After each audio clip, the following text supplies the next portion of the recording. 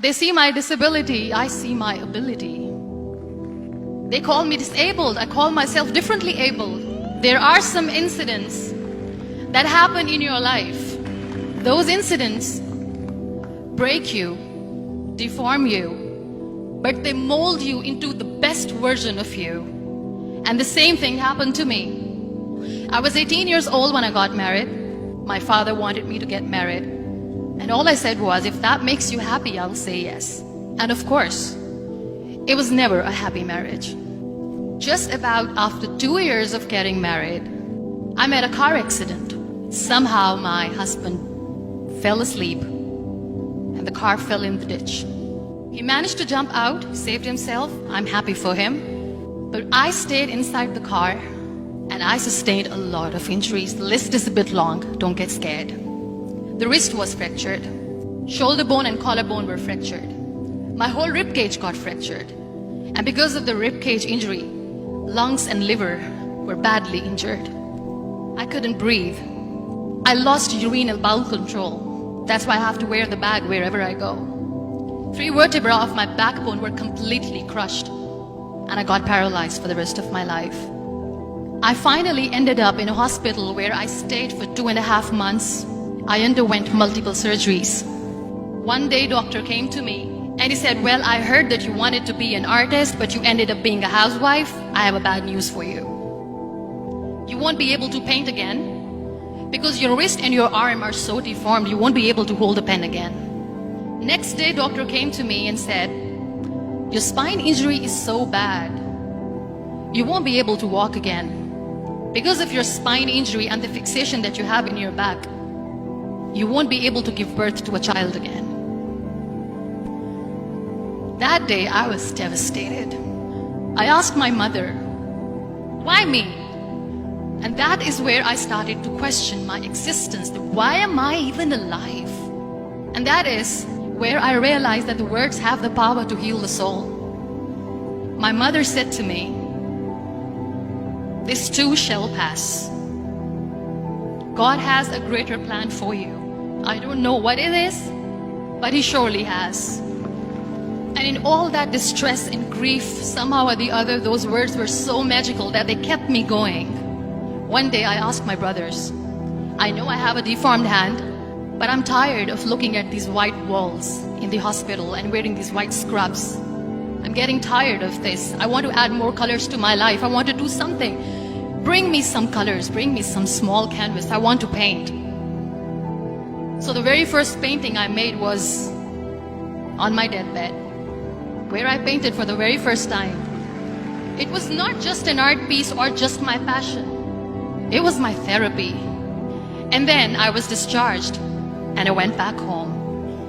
And I went back home and I realized that I have developed a lot of pressure ulcers on my back and on my hip bone. I was unable to sit.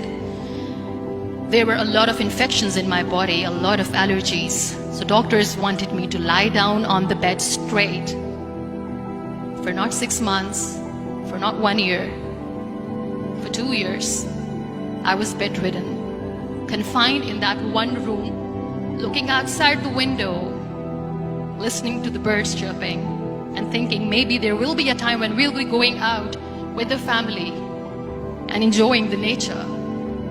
That was the time where I realized how lucky people are. That is the time where I realized that the day I'm going to sit, I'm going to share this pain with everyone to make them realize how blessed they are, and they don't even consider them lucky. That day I decided that I'm going to fight my fears. We all have fears. Fear of unknown, fear of losing people, fear of losing health, money. We want to excel in career, we want to become famous, we want to get money. We are scared all the time. So I wrote down one by one all those fears. And I decided that I'm going to overcome these fears one at a time. You know what was my biggest fear? Divorce. I was trying to cling on to this person who didn't want me anymore, but I said no. I have to make it work. But the day I decided that this is nothing but my fear, I liberated myself by setting him free. And I made myself emotionally so strong that the day I got the news that he's getting married, I sent him a text that I'm so happy for you and I wish you all the best. And he knows that I pray for him today. Number 2 was, I won't be able to be a mother again. And that was quite devastating for me. But then I realized there are so many children in the world, all they want is acceptance. So there is no point of crying, just go and adopt one. And that's what I did. People think that they will not be accepted by the people because we, in the world of perfect people, are imperfects. So I decided that instead of starting an NGO for disability awareness, which I know will not help anyone, I started to appear more in public. I started to paint. I decided that I'm going to join the national TV of Pakistan as an anchor person. And I've been doing a lot of shows for the last 3 years. I became the National Goodwill Ambassador for UN Women Pakistan, and now I speak for the rights of women, children. We talk about inclusion, diversity, gender equality, which is a must. Every time I go in public, I always smile. It's always a big toothy smile on my face, and people ask me, don't you get tired of smiling all the time? What's the secret? I always say one thing, that I have stopped worrying about the things that I have lost, the people that I have lost. Things and people who were meant to be with me are with me. And sometimes, somebody's absence makes you a better person. Cherish their absence. It's always a blessing in disguise. Live your life fully. Accept yourself the way you are.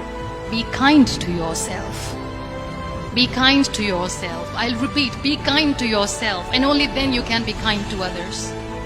Love yourself and spread that love. Life will be hard. There will be turmoil. There will be trials, but that will only make you stronger. So when you accept yourself the way you are, the world recognizes you. It all starts from within.